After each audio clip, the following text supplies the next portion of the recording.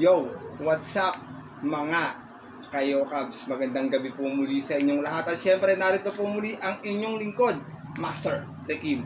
At welcome back po dito sa ating Master Lekim TV.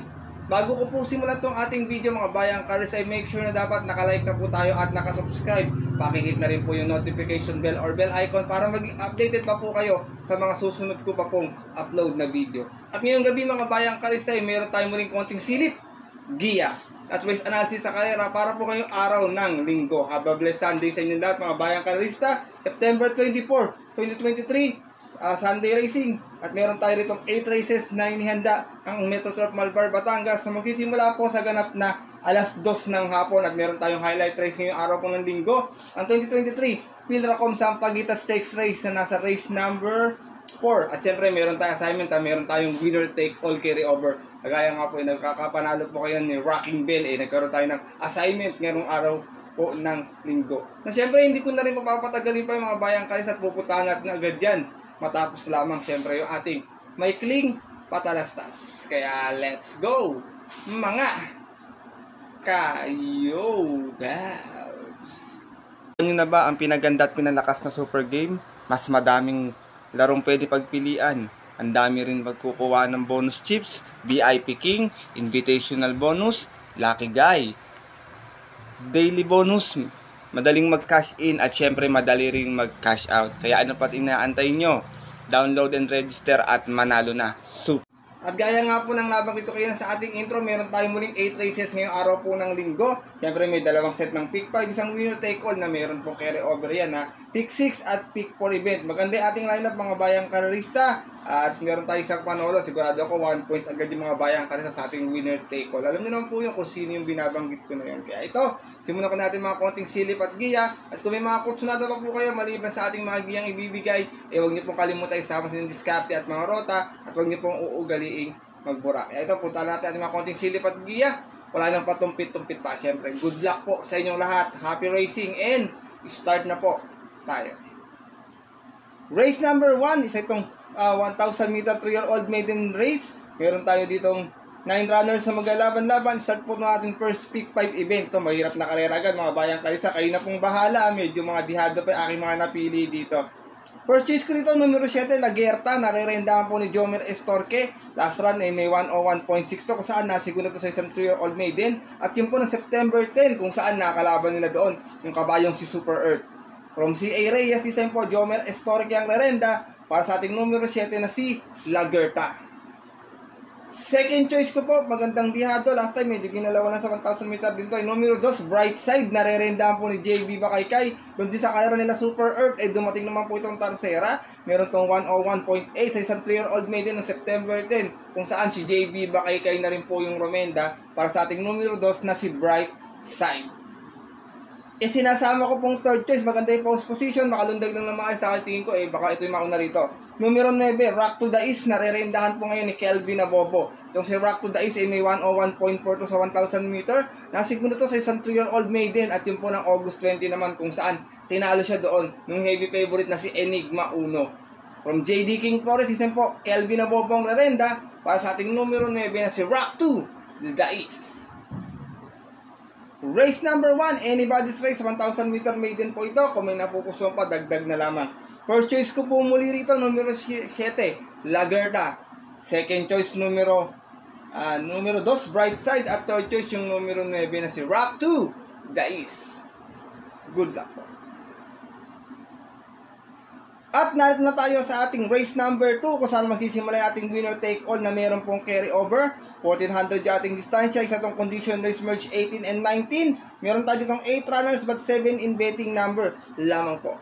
Dito po, 1 for the day ng mga bayang karista. Unang puntusan ng winner take all, solo ko po. Numero 1, important horse, Most Grateful.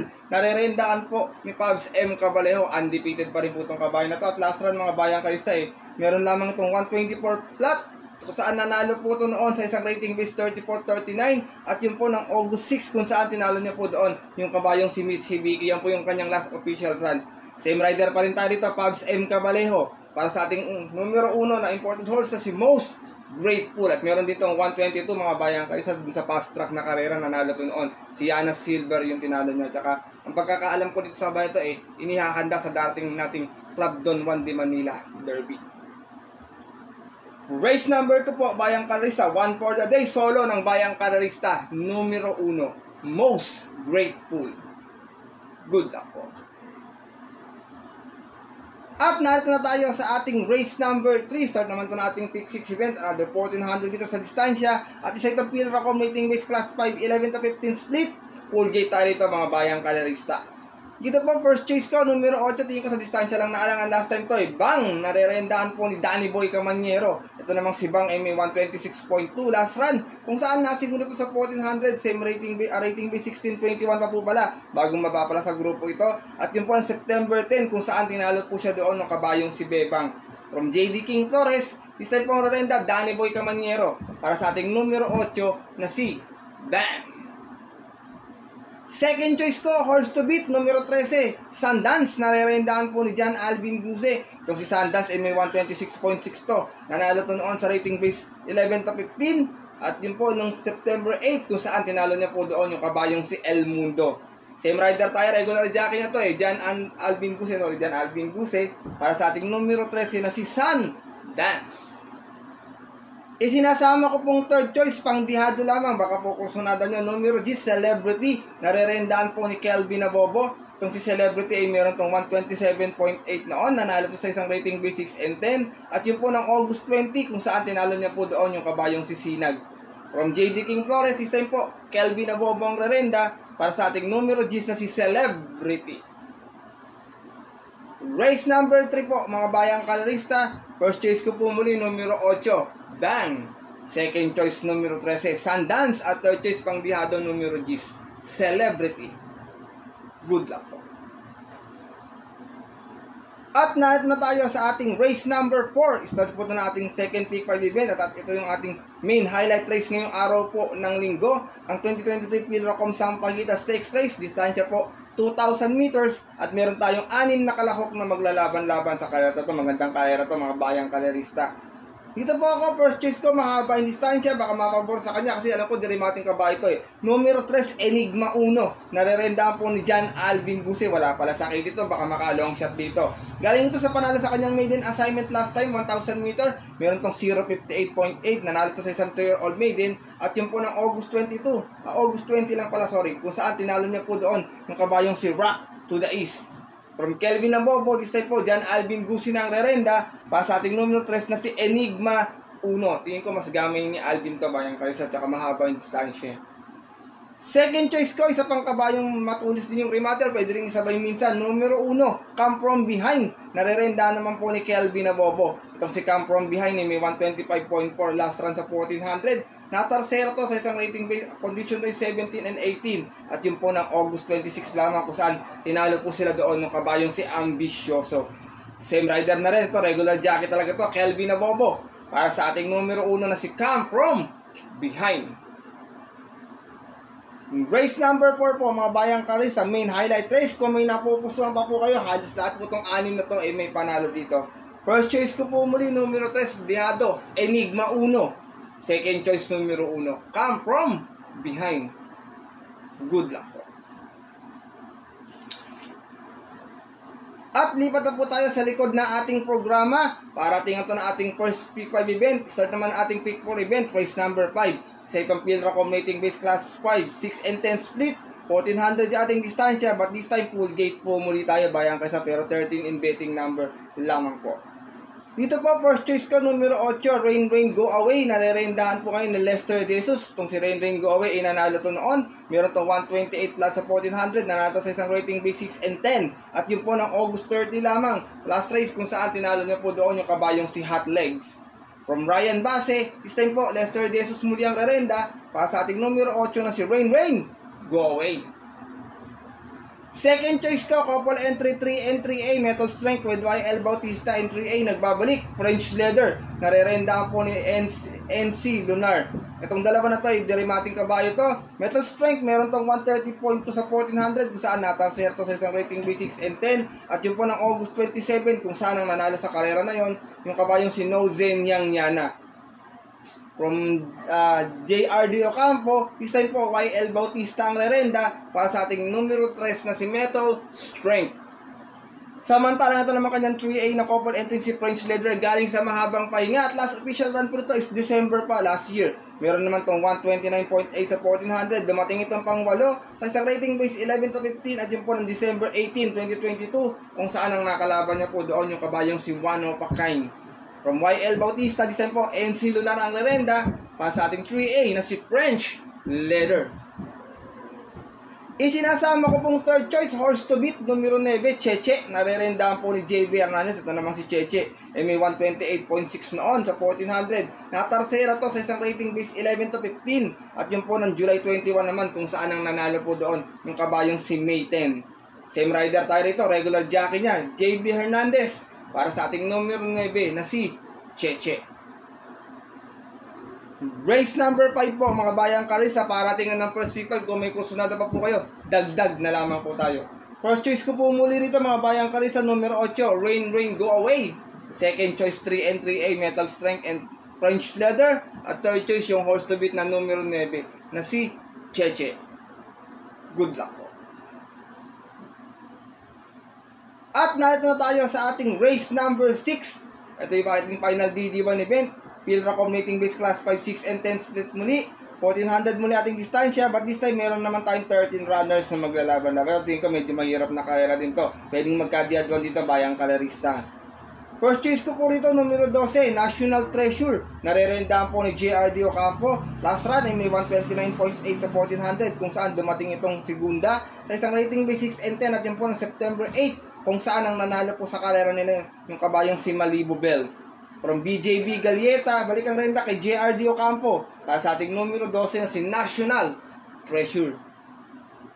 Second choice ko, numero 5, Lucky Julian. Narerendahan po ni JB Hernandez ng si Lucky Julian. Last round naman, meron lamang 130.2. Natasera po ito sa isang rating by 6 and 10 at yun po na September 6 naman kung saan nakalaban niya doon yung kabayong si Paz NAC.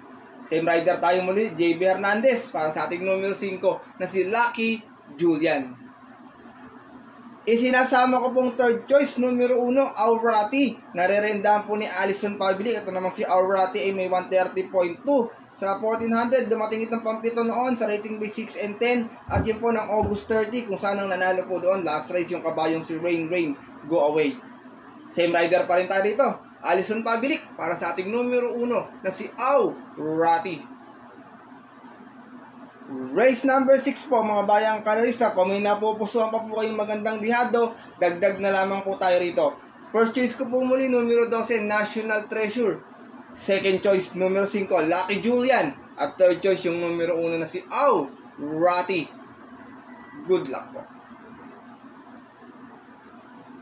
At lipat na tayo dito sa ating penultimate race ngayong araw po ng linggo. 1,000 meter ating distansya, Pilracom rating base class 4. 16 and 21 split, race number 7 at meron tayo dito ang pool gate pero 11 in betting number lang po kasi tatlo ating couple entry sa karera na ito. Dito po, first choice ko, maganda yung post position, numero 1, Double Happiness, narerendahan po ni Lester De Jesus. Last run may 128.2 kung saan natarsera to noon last race. Sa isang rating base 1621 at yun po ng September 8 kung saan ang nanalo sa karera na yun, yung nandito rin sa karera na to na si Distant Thunder. From BJB Galieta, step po Lester De Jesus ang rerenda para sa ating numero 1 na si Double Happiness. Second choice ko, pwede rin naman tayo sunod, pwede rin ipwesto ng maaga. Numero 11, Distant Thunder. Narerendahan po ni Alison Pabilic ng si Distant Thunder. Kung natatandaan nyo, nakadihado to last time. Meron tong 127.2 sa 1400. Nanalo to, same rating base po. At yun po, nung September 8, kung saan tinalo niya po doon yung kabayang si Stripe of Pink. Same rider pa rin tayo, Alison Pabilic para sa ating numero 11 na si Distant Thunder. Sinasama ko pong third choice, isang di bandera, isang di remate o pwedeng sunod lang. Couple entry 5 and 5A, Zakalam with Pabs M. Cabalejo and 5A, Tatler Story with BJB Galieta. Itong dalawa to galing sa panalo to. Zakalam meron tong 127.8 last run, nanalo sa rating base 11 to 15 bagong akyat dito sa grupo. At yun po na September 6 kung saan tinalo niya doon yung kabayong si Aliana. From Black Superman M.A. Alvarez, this time po ang rerenta, Pabs M. Cabalejo para sa ating numero 5 na si Zakalam. Samantala naman 5A na si Tatler Story, galing din sa panalo noon, meron tong 127.2 sa isang rating base 11-15 at yun po ng August 19 naman, last race kung saan tinalo niya po doon yung kabayong si High Quality. From Apprentice RM De Los Santos, this time po Apprentice BJB Galieta ang rerenda para sa ating 5A na si Tatler Story. Race number 7, another na magulong karera, 1,000 meter pa. Tingin ko, pagandaan ng diskarte magiging labanan dito. Kaya kung may napupusuan pa po kayo maliban sa giya ko dagdag na lamang bayang karerista. First choice ko po muli, numero 1, Double Happiness. Second choice, numero 11, Distant Thunder. At third choice, yung couple entering 5 and 5A, Zakalam and Tatler Story. Good luck po. At narito na tayo sa ating last and final race ngayong araw po ng linggo para tingnan ating winner take all carry over maging ating pick 6, pick 5 and pick 4 event. Sa itong Pilra Commuting Base Class 5 5-point split, 1400 na muli ang ating distansya and this time full gate tayo muli bayang karerista. Dito po, first choice ko, numero 4, wag lang matatabo na sa alisan, Indelible Quaker. Narerendahan po ni Pabs M. Cabalejo. Tapos Indelible Quaker, may 129.4 po ito noon. Kung saan dumating itong pang 5 sa isang rating B6 and 10 pa. At yun po ng August 27, kung saan ang nanalo sa karera na yun, yung kabayong si Aliana. Same rider pa rin tayo dito, Pabs M. Cabalejo. Para sa ating numero 4 na si Indelible Quaker. Second choice ko, laging nabibitin. Sana ngayon ay makachamba na. Medyo umaba pa yung distansya. Baka ito gusto niya. Numero 5, Jumbo. Narirendahan po ni JD Calagos. Last run segunda rin ito sa 1,000 meter Pero meron tong 128.6 sa 1,400. Dumating itong pang-6. Nasa rating by 6 and 10. At yun po ng August 23 kung saan ang nanalo sa karera na yun. Yung kabayong si Kentucky Rain. From BJB Galieta, this time po regular ride jockey na niya, JD Calagos. Para sa ating numero 5 na si Jumbo. Isinasama ko pong third choice, long shot of the day ko to. Pag nakasalida ng maayos, tingin ko malaki ang chamba nito dito. Numero 8, Speak Easy. Narerendahan po ni Lester Jesus. Itong si Speak Easy naman ay may 113.4 sa 1,200. Dumating itong pang-apat sa isang rating base 5 at yun po ng August 18 kung saan ang nanalo sa karera na yun, yung kabayong si Can You Give.